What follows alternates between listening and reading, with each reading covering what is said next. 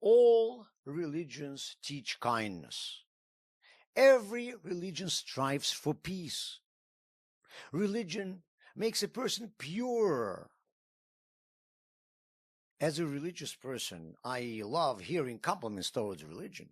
But whenever I hear something like this, I always ask, have you studied every religion under the sun? Some religions require human sacrifices, and they're still practiced in some parts of Africa. Have you not heard of religious wars and violence? There are countless religions, and each one of them teaches something different. So why do people make such generalizations about religions? Well, we Jews are to be blamed for this, like for everything else in the world. Judaism teaches fairness, kindness, and peace. According to our faith, a person must constantly work on himself, improving himself spiritually. The religions that emerged from Judaism, which have conquered most of the civilized world, teach, because of Judaism, much of the same. And since the average Westerner has only encountered people of Abrahamic faiths, as they are called, he thinks that all religions are the same. But they are not. When Abraham began preaching his teachings, his neighbors were surprised not only by what he said God wants from people, but by the very fact that God wants something from people at all outside of the times when they're serving him. They were surprised that God demands some canons of behavior at all in a common day life. The religions of that era said how to serve their gods. Well, when you finish your worship, you can go and do whatever you want. Why should your God care what you do at home or in the street? Abraham claimed God said, "You shall not murder."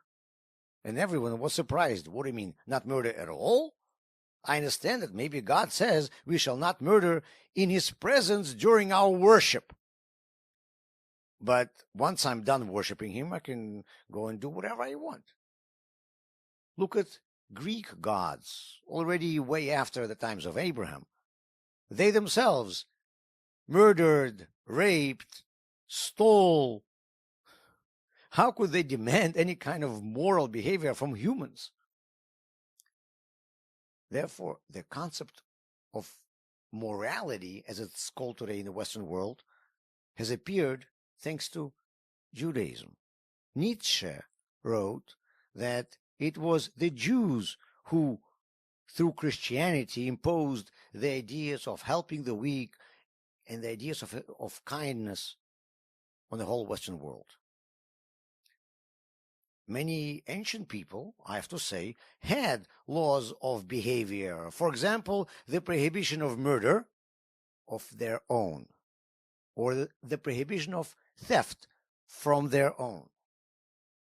Within the tribe, everyone has their own rights and responsibilities, but this is called a social contract. This is not called morality.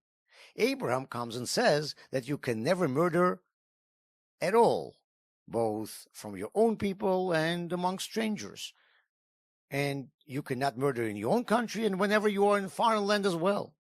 The Torah was the first document in the world that said one law shall be for you and for a stranger. The laws that must be observed always and everywhere were first given to the whole world by Judaism. The religions that came from it adopted this innovative concept. The Western culture has become so accustomed to this concept that it has adopted it and created moral systems outside of religions, forgetting where this whole notion came from. I think this can be called the success of Judaism. The world got so used to its ideas that people no longer even think about where these ideas came from. And because they don't think about it. They don't even understand why Judaism is needed at all. They say, who needs the sun during the day when we have enough light anyway?